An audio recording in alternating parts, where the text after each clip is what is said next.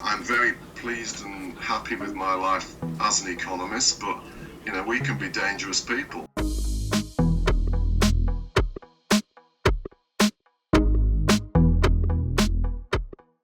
Three things. First of all, by definition, predicting those kind of things is extremely difficult, and as a number of economists have famously highlighted Paul Samuelson's observation that, economists have predicted 8 of the last 4 recessions or something like that. It's true.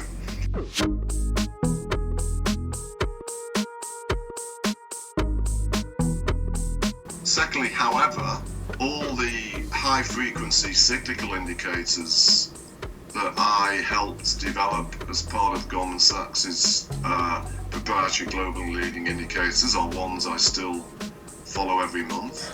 And for many months, most of them have been slowing down. So the world economy is definitely slowing down, some of it a little bit worryingly so.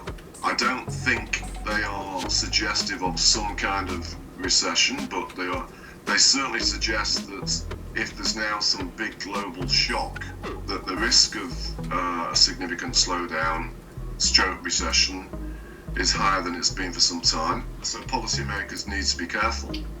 And I have to say in that regard, I'm in the camp that's pleased that the Fed made this rapid shift away from a strong, clear tightening bias towards neutrality. I think that's very sensible. It looks to me in the major countries in the world, we've gone from having central bank leaders that were sort of very academic, economist-led, to much more pragmatic leaders, including the Fed, certainly in the ECB with Mario Draghi, and definitely at the Bank of England with Mark Carney, and I think that's a good development. If for some reason inflation did now start to pick up sharply, just as we're all beginning to think it's never going to, even with strong levels of employment, that would be a real problem, because then central bankers would probably have to consider tightening despite slowing growth, and that would make a recession a lot more likely.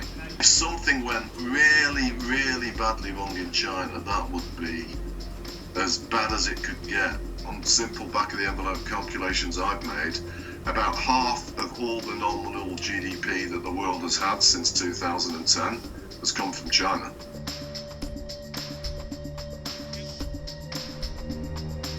Who knows? I mean, I think economics is a social science. However, because there doesn't appear to be any real signs of inflation picking up significantly, there are things that policymakers can do, including in some places, not in the US, but in some places, as we're seeing in China, be more aggressive on fiscal policy. Germany seems to be thinking about it.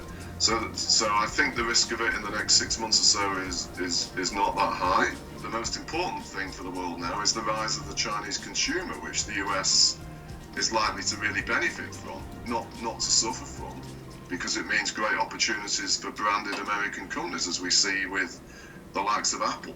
But I think some of the issues that the Trump appearance and the spread of this kind of mood into many parts of Europe, they're warranted, because if the only real winners of globalization are the CEOs of Western companies and the shareholders, then what is the point of all of this? And so I think some of it is warranted, but I don't see it in a sense of, well, that means we have to stop these countries, taking themselves out of poverty and becoming wealthy. And I do worry that there are some Western policymakers that actually do think it's a pure zero-sum game, but it shouldn't have to be. And I hope this becomes more of the focus going forward. I do believe personally that globalization and international trade are, if domestic policies are pursued sensibly, a genuine thing that lifts all boats all over the world. And most importantly, and this gets lost so easily, we, because of primarily China and India, but also parts of Latin America, we are living through an era of the biggest decline in global inequality. There's greater inequality within countries, but that's because of bad policy in those countries. by far and away, the single most important thing in the world economy, full stop, is the rise of the Chinese consumer. The slowdown recently in the Chinese consumer is of some concern in my view, because if that is the beginning of reversing what's been a slowly rising trend this decade, that would be of considerable concern. And you can see evidence of it already. Germany, that's been so successful at exporting things to Chinese consumers, has slowed down sharply the past 6 months, and I think the biggest reason is because of the slowing in China. So the single biggest issue for the world economy, and certainly for many international companies and with it markets, is what's going on with the Chinese consumer.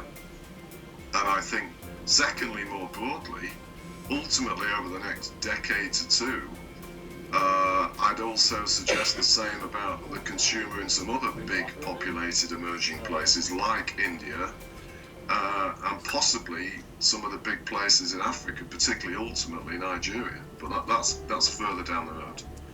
Particularly for China, I find it laughable that people still talk about emerging markets in the financial world in such conventional ways. I mean, you know, China growing at 6.6%, which it did last year, and if it grows by 6 this year, sort of will have it's like the equivalent of Germany growing by, let's say, 18%.